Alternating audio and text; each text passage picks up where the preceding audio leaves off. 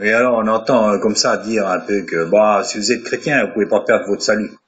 On entend dire ça, oui, vas-y, lis l'article, tu verras, mais j'ai pas besoin de lire l'article. Quand on dit de persévérer jusqu'à la fin, celui qui persévérera jusqu'à la fin sera sauvé. Ça veut bien dire, à contrario, que si tu ne persévères pas jusqu'à la fin, tu ne seras pas sauvé. Tu n'as pas besoin de faire des études bibliques pendant 50 ans pour comprendre ça. Vous voyez? Donc, vous savez, Dieu, il cache les choses à ceux qui veulent se croient sages ou alors pensent que c'est à force d'études bibliques qu'ils vont. Non. Dieu révèle ces choses aux enfants. Dans la preuve, vous posez la question à un enfant, on veut dire. Il va vous dire, ben, celui qui persévérera jusqu'à la fin sera sauvé. C'est clair comme l'eau de roche. Elle dit oui, mais alors il y en a qui disent oui, non, mais c'est parce que il n'était pas chrétien, c'est pour ça qu'il est tombé. Mais non, il faut pas tordre les Écritures. On peut très bien être chrétien, ou alors celui qui est tombé, c'est parce qu'il n'était pas chrétien. Alors, ça veut plus rien dire. Ça veut dire que quand tu es chrétien, ça veut dire que tu peux plus tomber, tu es chrétien, tu peux plus tomber. Il faut arrêter, il faut être logique quand même. C'est là, dans la Bible, c'est la foi, tout ça, c'est la foi, etc. Mais il y a quand même un minimum de logique. Dieu, il est logique, vous savez. Il est logique. Vous allez jamais voir une poire pousser sur un pommier. Donc, il y a un peu de logique. Enfin, il faut pas aussi extrapoler tout et puis dire oui, c'était pas un chrétien.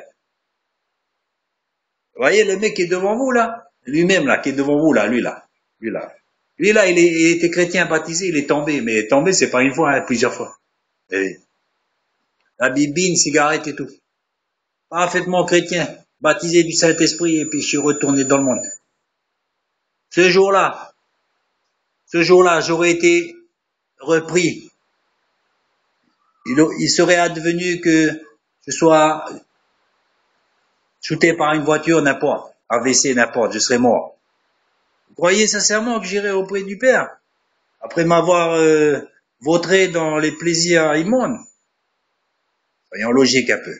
Celui qui persévérera jusqu'à la fin sera sauvé. Il y en a un jour, un autre qui m'a dit aussi là, dans une petite église là, il m'a dit regarde, tiens-moi la main. Alors, j'ai tenu la main, il dit mais non, lâche la main. J'ai lâché la main, mais lui il tenait toujours. Il m'a dit tu vois, c'est ça. Ça veut rien dire. Dieu c'est un gentleman.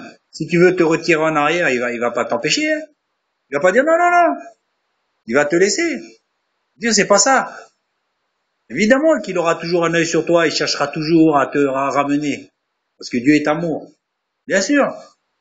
Mais moi, les 400 coups que j'ai faits, je les ai faits, hein. Je les ai faits. Dieu, il était pas venu là pour m'arrêter. Parce que Dieu, c'est un gentleman. Il respecte le libre choix. Donc, arrêtez de tordre les Écritures. Je vais vous dire une chose. L'Écriture, c'est pas fait pour les grands théologiens. L'Écriture, c'est fait pour les enfants. À bon entendeur. Gloire à Dieu.